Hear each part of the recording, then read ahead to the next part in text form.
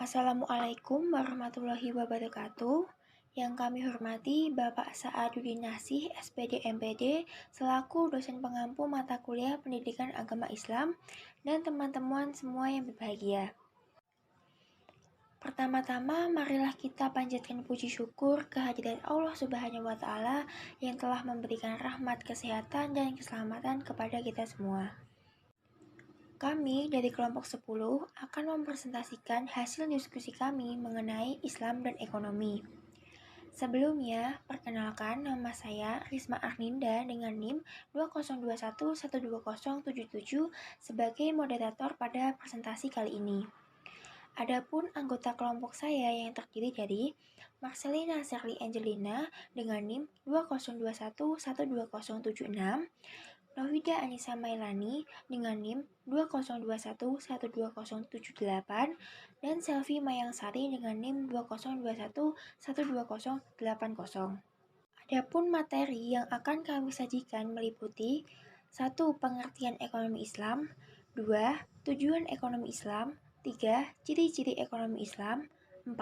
Prinsip-prinsip ekonomi Islam, dan 5. Sumber hukum ekonomi Islam. Pengertian ekonomi Islam.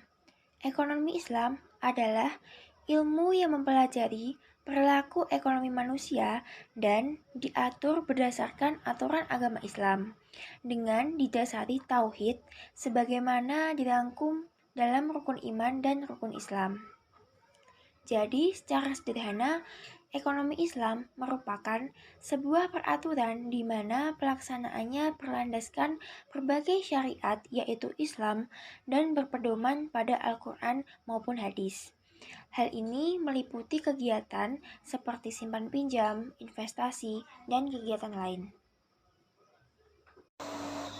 Saya akan menjelaskan tentang tujuan ekonomi Islam. Tujuan utama dari sistem ekonomi syariah atau ekonomi Islam selaras dengan tujuan dari penerapan syariat atau hukum agama Islam, yaitu untuk mencapai tatanan yang baik serta terhormat sehingga menciptakan kebahagiaan dalam lingkup dunia dan akhirat. Ciri-ciri ekonomi Islam. 1. Adanya pengakuan terhadap hak individu, namun dibatasi agar tidak terjadi monopoli yang merugikan masyarakat umum. 2. Adanya pengakuan akan hak umat atau umum, di mana hak umat lebih diutamakan dibandingkan hak lainnya. 3. Adanya keyakinan bahwa manusia hanya memegang amanah dari Yang Maha Kuasa. 4. Adanya konsep halal dan haram, di mana setiap produk, barang, dan jasa harus bebas unsur haram yang dilarang dalam Islam. Prinsip-prinsip ekonomi Islam ada 5. Yang pertama, prinsip keimanan atau tauhid. Dalam ekonomi Islam sangat esensial sebab prinsip ini mengajarkan kepada manusia agar dalam hubungan kemanusiaan sama pentingnya dengan hubungan dengan Allah. Dalam arti manusia dalam melakukan aktivitas ekonominya didasarkan kepada keadilan sosial yang bersumber kepada Al-Quran, bahwa semua yang kita lakukan di dunia akan dipertanggungjawabkan kepada Allah di akhirat kelak. Yang kedua, prinsip keadilan atau keadilan adalah salah satu prinsip yang penting dalam mekanisme perekonomian Islam. Bersikap adil dalam ekonomi tidak hanya didasarkan kepada ayat-ayat Al-Quran atau sunnah Rasul, tapi juga berdasarkan pada pertimbangan hukum alam, bahwa Allah telah memerintahkan manusia untuk berbuat adil dan tidak menzalimi pihak lain demi memperoleh keuntungan pribadi. Yang ketiga, prinsip kenabian atau nubuah, menjadikan sifat dan sikap Nabi sebagai teladan dalam melakukan segala aktivitas di dunia. Yang keempat, prinsip pemerintahan atau khalifah. Peran pemerintahan adalah memastikan tidak ada distorsi sehingga perekonomian dapat berjalan dengan baik. Dan yang terakhir, prinsip hasil atau ma'ad. Hasil atau laba yang diperoleh seharusnya didapatkan dengan cara yang baik, tidak dengan cara curang. Materi selanjutnya yaitu sumber hukum ekonomi Islam. 1. Al-Quran. Al-Quran adalah sumber pertama dan utama bagi ekonomi syariah. Di dalamnya terdapat ihwal yang berkaitan dengan ekonomi. Juga terdapat hukum-hukum dan undang-undang diharamkannya riba, serta diperbolehkannya jual beli.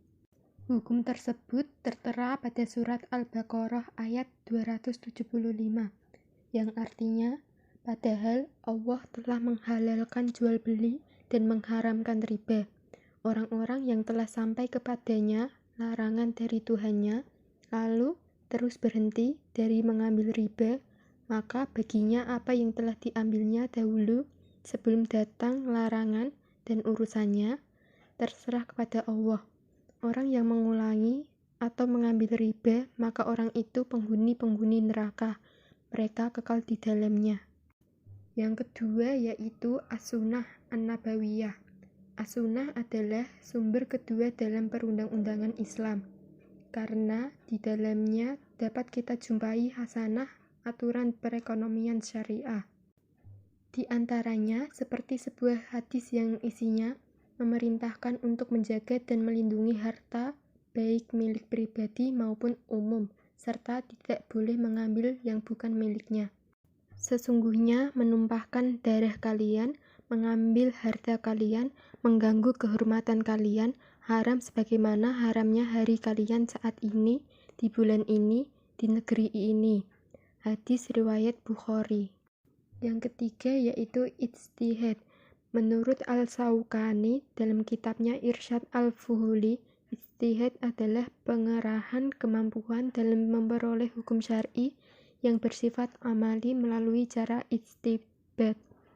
Menurut Ibnu Subki, ijtihad adalah pengerahan kemampuan seorang faqih untuk menghasilkan dugaan kuat tentang hukum syar'i.